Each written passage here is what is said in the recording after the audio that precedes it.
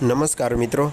તો આજે મિત્રો વાત કરવાની છે કે ગુજરાત પોલીસ ભરતી લઈને ખૂબ જ મોટી અપડેટ સામે આવી રહી છે કે યુવરાજસિંહ જાડેજા દ્વારા જે માહિતી આપી છે તે મુજબ 10થી 15 દિવસમાં ભરતી બોર્ડ છે તે ડોક્યુમેન્ટ વેરિફિકેશન માટેનું લિસ્ટ છે તે બહાર પાડશે અને તેમાં અંદાજિત કેટલું એટલે કે યુવરાજસિંહ જાડેજા દ્વારાનું કહેવું છે કે મારા જે મેરિટ બતાવેલું છે તેમાં સૌથી હાઈએસ્ટ હું બતાવીશ, મારા મત મુજબ 110+ છે તે મેરિટ રહી શકશે તે એવી પણ વાત કરી છે. અને સાથે સાથે ભરતી બોર્ડ દ્વારા જે પાર્ટ એ અને પાર્ટ બી મુજબ જે 40% માર્ક ઉમેદવારોને ફરજિયાત લાવવાના હતા તે નિયમમાં પણ ફેરફાર થઈ શકે તેવી પણ વાત યુવરાજસિંહ જાડેજા દ્વારા કરવામાં આવેલી છે.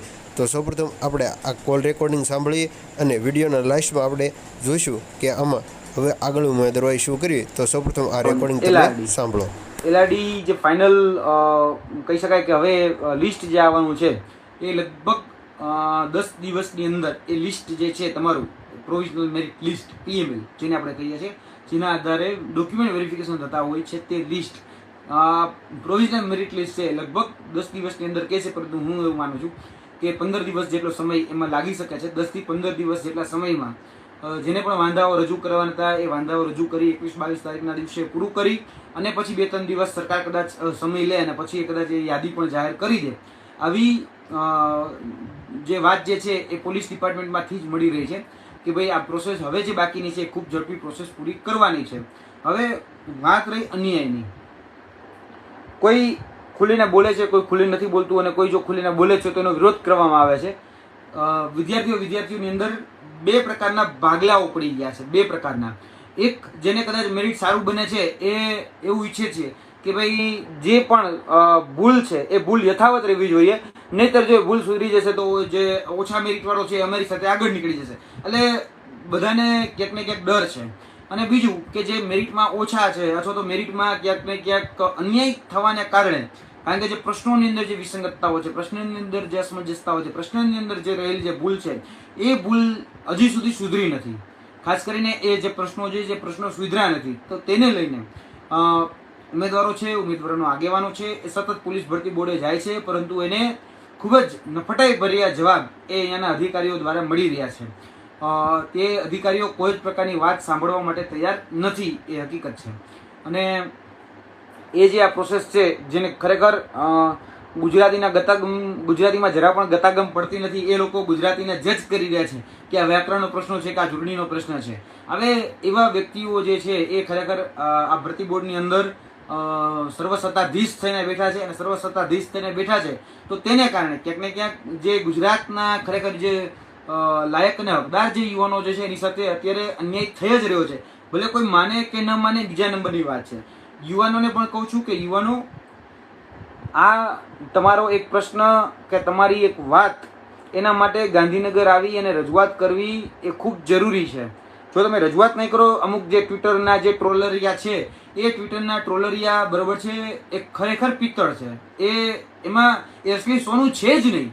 એની વાત માનીને અથવા તો એ ખોટા ટ્વીટના કે ખોટી રીતે જે કોમેન્ટ કરી જાય છે તમારા સોશિયલ મીડિયામાં, એ વિચારજો કે એનાથી બરાબર છે ભરમાઈ કે ભટકાઈ જવાની જરૂર નથી. તમારે તમારા હકની લડાઈ, તમારા અધિકારની લડાઈ કે તમારી સીટ માટેની લડાઈ જે છે ગાંધીનગર ખાતે આવીને લડવી જ જોઈએ. જો લડશો તો જ મળશે. બાકી આ તાનાશાહી છે અને આ સરમુખત્યારશાહી છે. અને સરમુખત્યારશાહીમાં એ પોતાને રાજા સમજીને બેઠા છે કે ભાઈ અમે છીએ રાજા છે ને તમે બધા ગુલામ છો.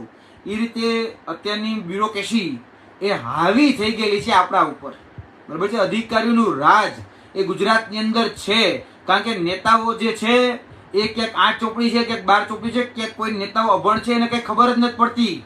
એને કારણે અધિકારીઓ જે છે પોતાનું રાજ ચલાવી જાય છે. આ વાત એ સમજાવવી જોઈએ દરેક ગુજરાતના યુવાનને કે અધિકારીઓ જે છે એના ભોગે આજે ઉમેદવારોની સાથે આ વર્તન થઈ રહ્યું છે. આજે ભોગવી રહ્યા છે ઉમેદવારો. તો એ ઉમેદવારોને કહું છું કે ભાઈ તમારી સામે ઘણા બધા લટકતા ગાજર મૂકવામાં આવશે. નવી CCનું ગાજર લટકવામાં આવશે, પછી નવી પોલીસ ભરતીનું ગાજર લટકાવવામાં આવશે, ઘણું બધું લટકાવવામાં આવશે કે જેથી કરીને તમે વિરોધ ન કરો, જેથી કરીને તમે આગળ ન આવો. આવું ઘણું બધું થશે. પરંતુ આ ભરતી માટે તમે લાયક હોય છતાં પણ તમને નોકરી નહીં મળે. આ વાત એ થવાની છે. ઘણી બધી જગ્યાઓ જો આ જ પ્રકારના નીતિ નિયમ રહ્યા તો એ પ્રકારના નીતિ નિયમોમાં જગ્યાઓ પુષ્કળ ખાલી પણ રહેશે, એવું પણ બની શકે છે. ખાસ કરીને જે ક્રાઇટેરિયાઓ સેટ કરવામાં આવ્યા છે તો એ ક્રાઇટેરિયાઓને કારણે સૌથી વધારે જોવા જઈએ તો SC ST ની જગ્યાઓ જે છે બની શકે છે ખાલી પણ રહે. જે મેરિટ જે છે એ મેરિટ જે બીજા બધા અનુમાનો છે જે જનરલ કેટેગરી માટેના, બરાબર છે, કે જે સોશિયલ મીડિયામાં અલગ અલગ ફરી રહ્યા હતા, તો એ અનુમાનોમાં પણ મેં એક વાત મૂકી હતી. ઘણા બધા લોકોને કદાચ એ વાત નહોતી ગમી કે ભાઈ અલગ અલગ જે કહી શકાય કે જે કોચિંગ સંસ્થાઓ જે છે એ કોચિંગ સંસ્થાઓમાં કોઈ 80 નું મેરિટ કહે છે, કોઈ 90 નું કહે છે, કોઈ 95 કહે છે, કોઈ 100 કહે છે, કોઈ 105 કહે છે, કોઈ 110 કહે છે. તો મને એનાથી વધારે લાગે છે. મેં મારું મંતવ્ય મૂકેલું હતું અને મારું મંતવ્ય આજના દિવસે પણ અફર છે, બરાબર. આજના દિવસે પણ હું માનું છું કે 110 જે લોકો કહ્યા છે એની ઉપર મારી એવી અનુમાન છે કે એનાથી વધારે જ રહેવાનું છે. હજી આ બધી બોર્ડર લાઈનો છે, 110 છે કે 112 છે, એ બોર્ડર લાઈન છે. એ બોર્ડર લાઈન ઉપર કદાચ એવું બને કે SRPF છે કે જેલ સિપાઈ છે કે એ પ્રકારની કદાચ પોસ્ટ જનરલ કેટેગરીની વાત કરું છું, જે જનરલમાં આવવા માંગતો હોય એમ, તો એ કદાચ એવું બની શકે કે એ બોર્ડર લાઈન ઉપર ત્યાં મળે. બાકી જે હથિયારી છે, બિન હથિયારીની વાત કરે છે ને +5 મિનિમમ સમજીને ચાલવાનું છે, +5. આવું મારું અનુમાન છે. કારણ કે ભૂતકાળમાં 2012ની ભરતી પણ મેં જોયેલી છે, 2014ની જોયેલી છે, 2017માં 17,000ની ભરતી પણ મેં જોયેલી છે, 2018-19 વાળી પણ ભરતી મેં જોયેલી છે. આ બધી જ ભરતીઓ મેં નજીકથી જોયેલી છે. કોઈ એવું કહેતું હોય કે ભાઈ મેરિટમાં કે લડાઈ લડીએ તો બીજો કોઈ પણ ફેરફાર ન આવે, તો એને પણ વિનંતી કરું છું કે 2019 વાળી જે ભરતી હતી, બરાબર, 2022 વાળી પણ એના પછી થઈ ગઈ. એને ખરેખર 2019 વાળી ભરતી જે થતી ને એ ખરેખર જોઈ લેવી જોઈએ. જે ખરેખર કોન્સ્ટેબલના ઉમેદવારો છે એના માટેની વાત છે, બીજા કોઈ માટે નહીં. જે કોન્સ્ટેબલના ઉમેદવારો છે એને 2019ની ભરતીનો કદાચ અભ્યાસ કરવાની જરૂર પડે તો અભ્યાસ કરી લેવો જોઈએ. કોઈ એમ કહેતું હોય ને કે ભાઈ 40 જ માપદંડ છે, 40 જ હોવા જોઈએ, તો એને જોઈ લેવું જોઈએ કે ગયા વખતે કેટલા સુધી લઈ ગયા હતા. એને તલાટીનું મેરિટ પણ જોઈ લેવું જોઈએ, જેમાં લખેલું હોય કે 40 લાવવાના છે, ક્યાં સુધી નીચે લઈ ગયા હતા. એ બધા જ લોકોને એક વાત યાદ રહેવી જોઈએ કે કોઈ પણ જગ્યાએ મેરિટ SC ST OBC નું 62 ગણી નાખવામાં આવ્યું હતું. કોઈ નીતિ નિયમો ગણવામાં નહોતા આવ્યા, કોઈ અનામત કેટેગરી કે કોઈ બીજી ત્રીજી કોઈ નીતિ નિયમો હતા, કોઈ ગણવામાં નહોતા આવ્યા. અને 62 સુધીની તમામ જે મહિલા ઉમેદવારો હતી, 62.5, એ તમામ ઉમેદવારોને લઈ લેવામાં આવ્યા હતા. થયું કે નહોતું થયું? ક્યાં ગયા તમારા RR? ક્યાં ગયા તમારી રોસ્ટર વ્યવસ્થા? ક્યાં ગયા તમારી આ જે મહેકમ વ્યવસ્થા? ક્યાં ગઈ તમારી અનામત વ્યવસ્થા? ક્યાં ગઈ આ બધી જે વ્યવસ્થા? એવું કહેતા હતા કે ભાઈ આમાં મેરિટ ન ઘટી શકે, તો 38 વાળા ઉમેદવારને પણ લીધેલા છે, અમારી પાસે દાખલા છે. 37 વાળા ઉમેદવારને પણ લીધેલા છે, અમારી પાસે દાખલા છે. એટલે જે એવું કહે છે ને કે ન થઈ શકે, એને ભૂતકાળના આધાર પુરાવા જે આંદોલન છે કે બીજા બધા જે લડતો છે, બીજી બધી જે કોર્ટ મેટર છે, બધી જોઈ લેવાની છૂટ. કશું જ અશક્ય નથી. લડવાની આવડત, લડવાની જીજીવિષા એ હોવી જોઈએ.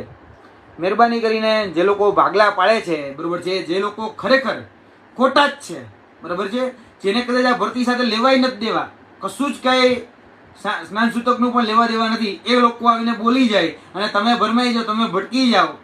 કારણ કે તો બોલવાના, એને તો ટ્વિટરના પોતાના ફોલોવર વધારવા છે.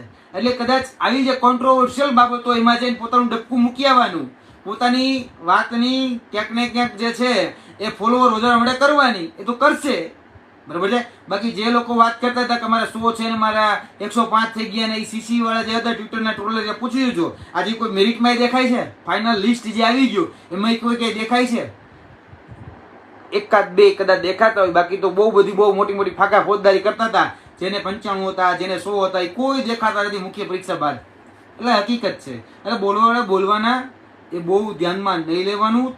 મહત્વતા તમારી સીટ ઉપર હોવી જોઈએ. મહત્વતા તમારા માટે તમારી જે સીટ જે છે એ જ વધારે તમારી સાથે અન્યાય ન થવો જોઈએ, એ હોવું જોઈએ. બીજું કે ખાસ કરીને LRDનું મેં તમને હવે વાત કરીએ કે ભાઈ એમાં PSI, હવે LRDની વાત પૂરી કરું, હું PSIની વાત કરું તો PSIના જે ઉમેદવારો છે એ PSIના ઉમેદવારો ઘણા સમયથી રાહ જોઈ રહ્યા છે કે એનું ક્યાં અટકું છે.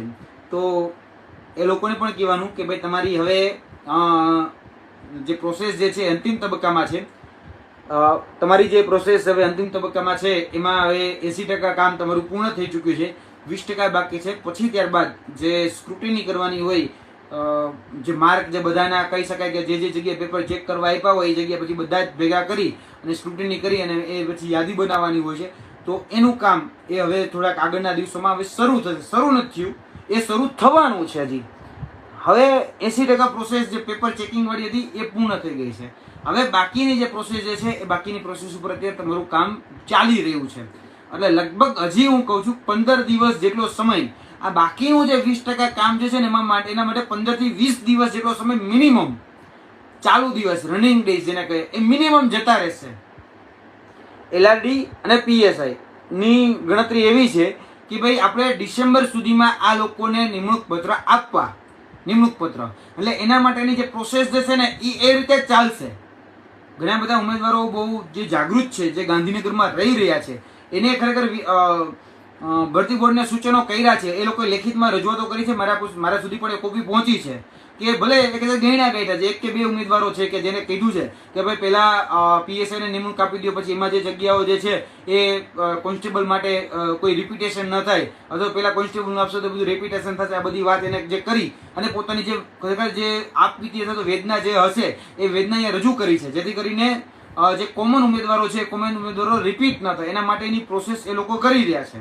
અને ખરેખર ખૂબ સારી બાબત છે. એને હું હંમેશા જાગૃત વ્યક્તિ કહું છું, અને જાગૃત વ્યક્તિ ગુજરાતમાં ખૂબ ઓછા છે, ખૂબ ઓછા. આજે બધાય અલગ અલગ મોરચે નો ડાઉટ લડાઈ લડી રહ્યા હોય છે, પણ ઘણી વખત શું છે ખબર છે, બધા દેખ ઠોક પોતાના મનમાં જે આવ્યું તો પોતાનું નામ જ્યાં સુધી આવી જાય ત્યાં સુધી મેરિટ યાદીને ખેંચી જાવી, અથવા તો મારી સાથે અન્યાય થયો છે એટલે આ ભરતી પ્રક્રિયા ખોટી છે એ પ્રકારની ક્યાંક ને ક્યાંક દ્રષ્ટિકોણ સાથે જે લડાતી લડાઈ છે ને એટલે ન્યાય નથી મળતો. આ હકીકત છે. મૂળતઃ જે ફેક્ટ્સ એન્ડ ફિગર્સ જેને આપણે કહીએ, જો એના બેઝ ઉપર જો પોતાની લડાઈ લડાય તો એ ચોક્કસપણે છે કે એ માં જીત મળે જ છે. એટલે એલઆરડી અને પીએસઆઈમાં પણ હવે બાકીની જે પ્રોસેસ છે એમાં 20 દિવસની અંદર એ પ્રોસેસ પૂર્ણ થઈ જશે. જેવી કોઈ ઓફિશિયલ અપડેટ આવે, જેવી કોઈ અધિકારીના માધ્યમથી મારા સુધી કોઈ અપડેટ આવશે તો ચોક્કસ તમને આ માધ્યમથી પહોંચાડવાનો પૂરેપૂરો પ્રયત્ન કરીશ. જે પેપર ચેકિંગમાં જે લોકો કામ કરી રહ્યા છે એ ખૂબ પ્રયત્ન એવો કરી રહ્યા છે કે બધા ઉમેદવારોને ન્યાય મળે, પરંતુ મેં કીધું એમ કે લોટ પાણીને લાકડા જેવું છેલ્લે રહેતું હોય છે, કારણ કે આટલા બધા પેપરો હોય. બાકી જે સોશિયલ મીડિયાની અંદર એક કોઈ મેસેજ એવો ફરતો હતો કે આટલા ઉમેદવારો ફેલ ને આટલા ઉમેદવારો પાસ છે, એ ખરેખર ફેક છે, ખોટો છે. પીએસઆઈના દ્રષ્ટિકોણથી જે કોઈ મેસેજ ફેલાવી રહ્યા હતા એ ખરેખર